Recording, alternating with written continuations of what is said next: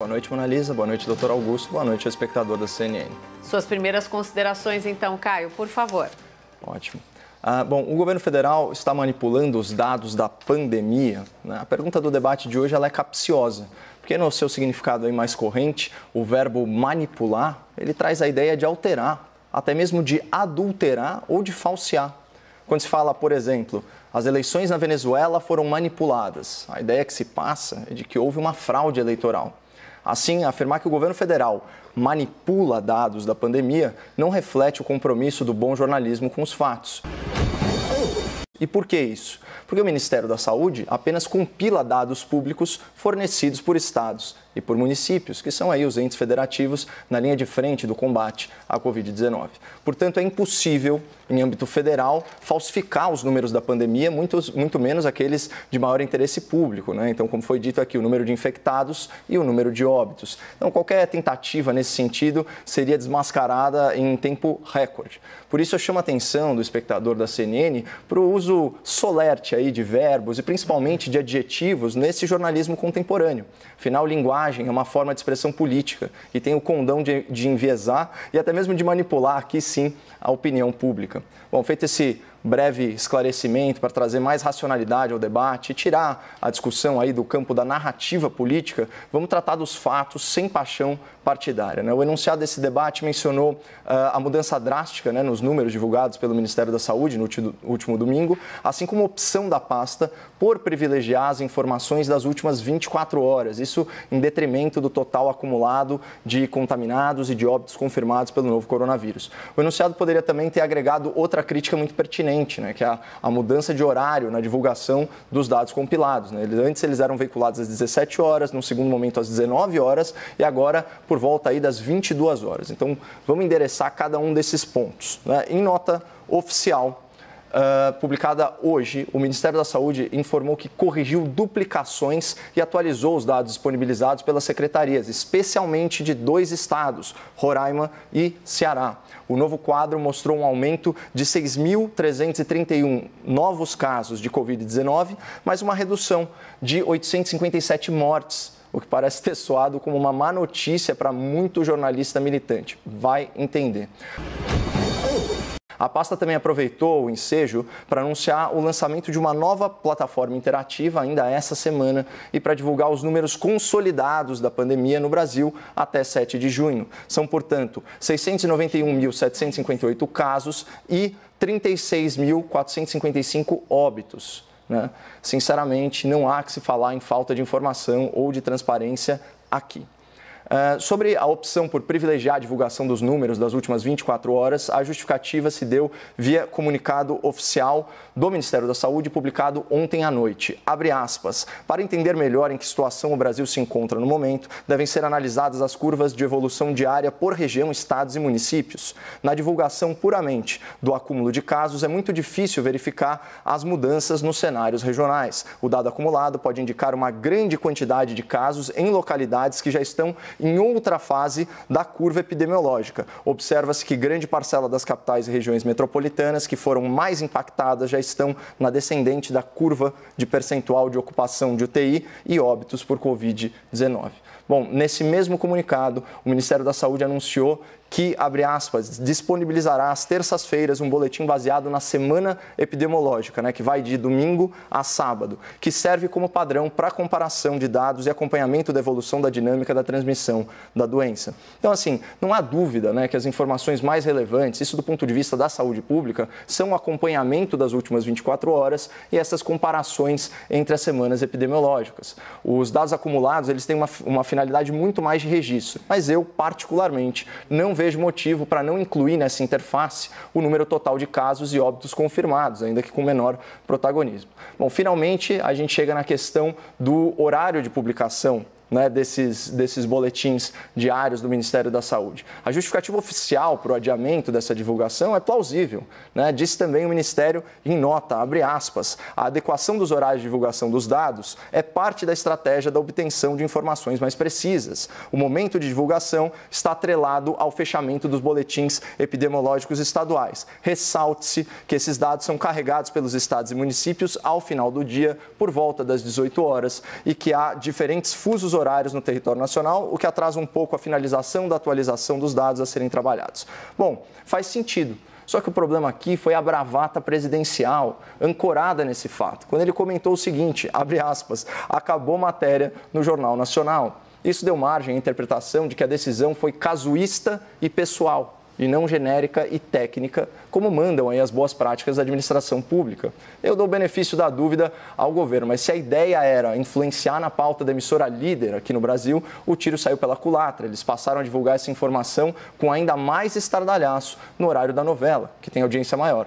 Mas percebam que, mesmo com essa provocação indevida por parte do presidente, a polêmica e a repercussão elas são muito desproporcionais à realidade dos fatos. Porque todas as informações sobre a pandemia elas continuam públicas e é o que tudo indica. A comunicação tende a melhorar nos próximos dias em termos de dados relevantes aí para análise epidemiológica. Essa é a real situação. Augusto, suas primeiras considerações, por favor. Boa noite a todas e todos.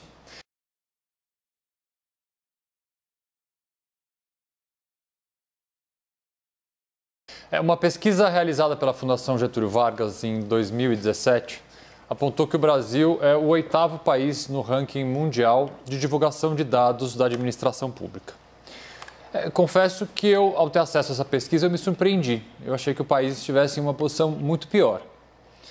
Dados públicos e principalmente o problema no acesso a esses dados muito dificultam a construção de políticas públicas em diversos temas.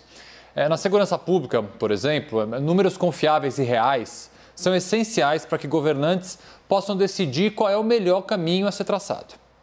Numa pandemia, então, esses números são mais do que essenciais, são obrigatórios. E ainda existem pessoas que insistem em tratar disso ou como se já tivéssemos superado o pior, ou como se a pandemia fosse, na verdade, um problema menor. Por mais que dificultem o acesso e alterem dados, o fato é um só. Famílias perderam seus entes queridos e, infelizmente, cemitérios não mentem. Vamos então ao debate. Augusto e Caio, por favor.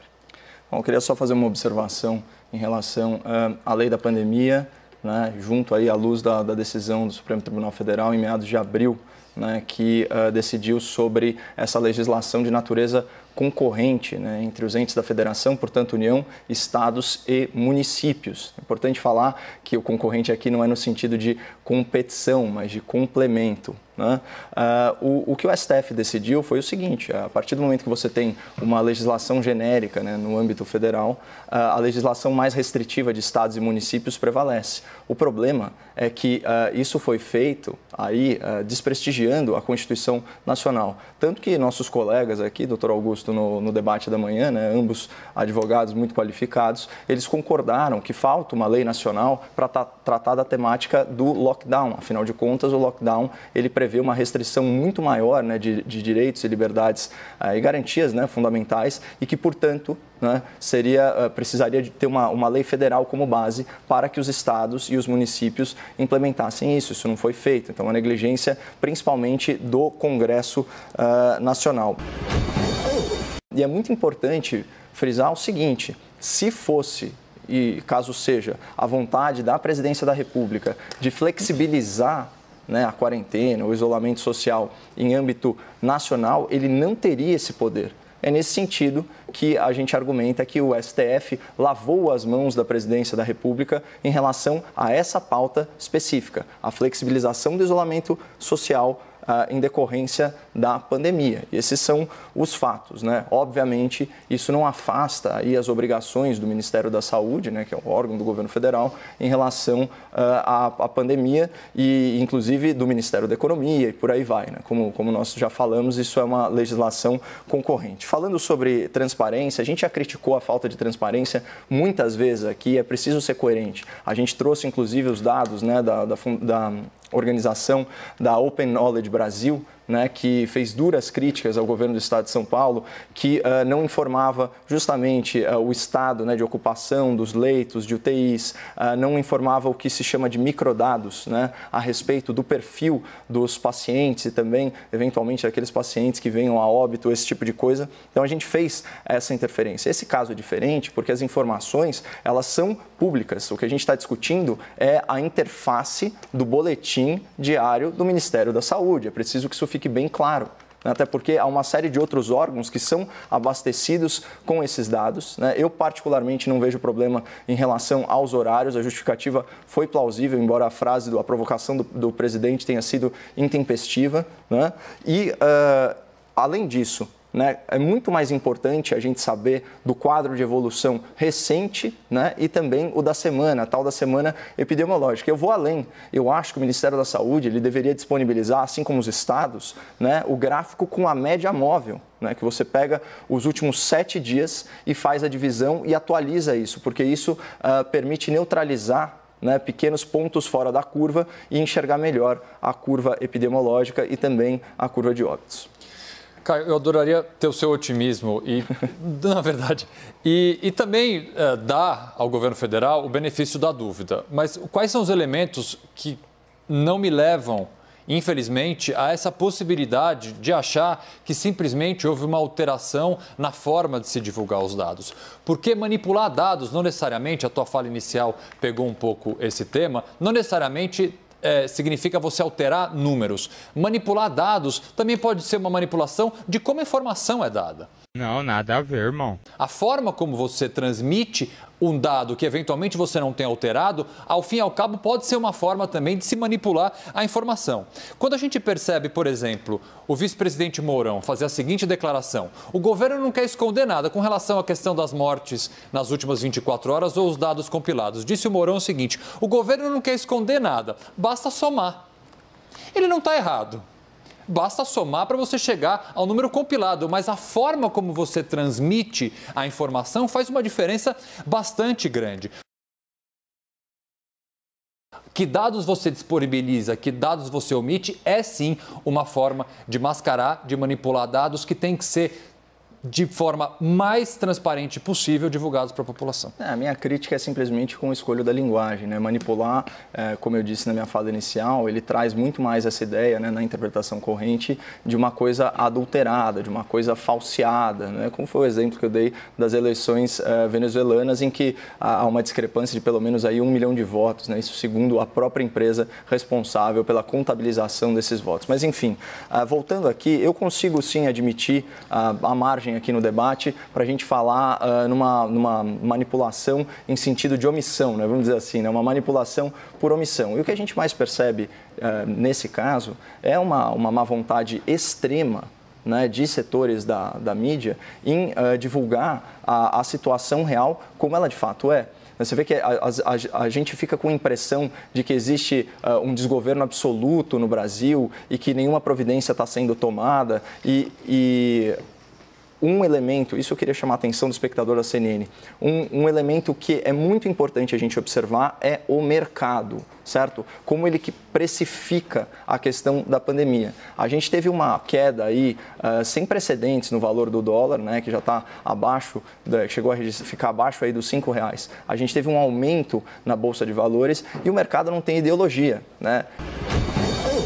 Ele simplesmente precifica as relações presentes e futuras. Então, a gente tem que prestar muita atenção, né, no que está rolando no sistema financeiro para começar a entender, né, como que está o viés, né, como que esses especialistas da economia estão enxergando o potencial econômico do Brasil, que nesse caso está diretamente atrelado à crise da pandemia. Então, esse é o primeiro aspecto. O segundo aspecto é o seguinte, de novo, eu vou repisar isso. Por mais que o governo federal opte em prestigiar ou desprestigiar determinadas informações, em âmbito estadual, essas informações estão sendo prestadas, inclusive em âmbito municipal. Uma das justificativas para a demora, né, na publicação desses boletins é que o sistema ele fica sobrecarregado e é difícil carregar essas informações ao término do horário comercial. né? Tem um flood, vamos dizer assim, para usar um jargão técnico, de informações.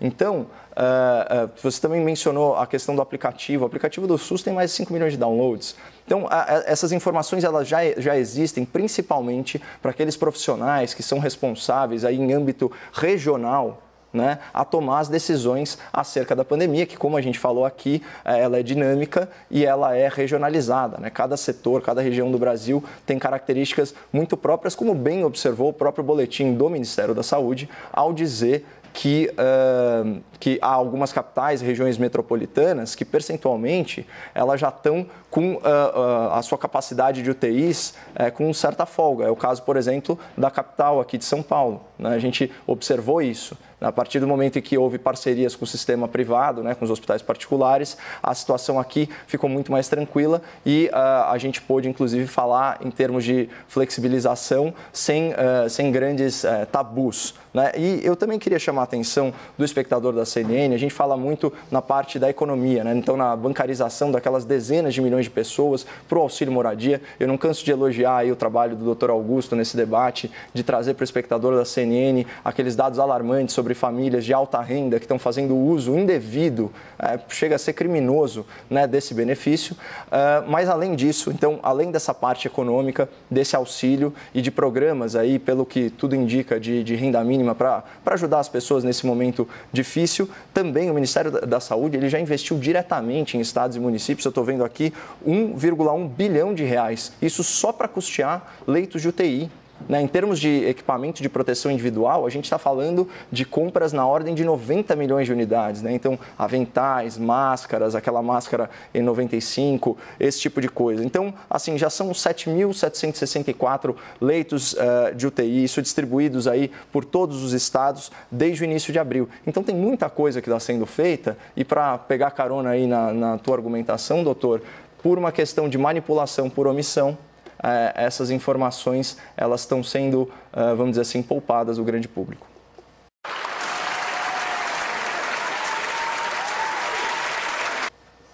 Nós vamos continuar nesse assunto ou vamos para o segundo tema? Posso passar? O segundo assunto é economia. Se eu quiser engatar, estou pronto. Vocês que sabem. Bem, podemos ir para o segundo assunto, Caio Sim, Augusto? sem problema nenhum. Sim? Então vamos lá. Em meio à pandemia, os Estados Unidos anunciaram uma queda no número de desempregados no país. Em maio, foram criadas 2,5 milhões de vagas, segundo o Departamento, do Trabalho americano. Uhul! O segundo tema do debate de hoje é, então, o que o Brasil deve fazer para seguir o exemplo dos Estados Unidos? Começamos com você, Augusto, suas primeiras considerações sobre esse assunto. A pergunta do segundo tema é o que o Brasil deve fazer para seguir o exemplo dos Estados Unidos. Quando eu li essa pergunta, no primeiro momento eu tomei um susto.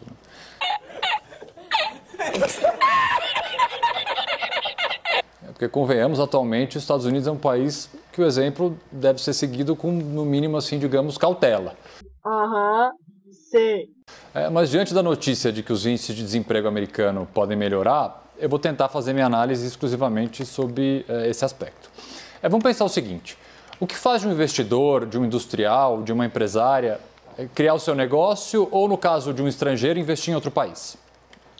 Oportunidade, certamente é uma das razões. Um mercado mais favorável e propício para determinado ramo econômico é outro. Mas certamente é um critério de extrema importância: a segurança e a estabilidade. Mas para que esse cenário seja possível, é essencial que o país faça reformas. Uma reforma tributária, por exemplo, é essencial. É importante também que se consiga criar e apresentar um plano de crescimento. Mas voltando primeiro para as importantes reformas, é evidente que quaisquer delas dependem da vontade e da habilidade política de quem as quer colocar em prática. Nosso governo federal não conseguiria copiar nada, sequer conseguiria fazer uma cópia pirata. Caio, por favor. Bom, eu reitero aí as críticas do Dr. Augusto ao malfadado anúncio, do programa Pro Brasil. Tecemos duras críticas aí essa movimentação no seio do governo. E que parece que não era ruim.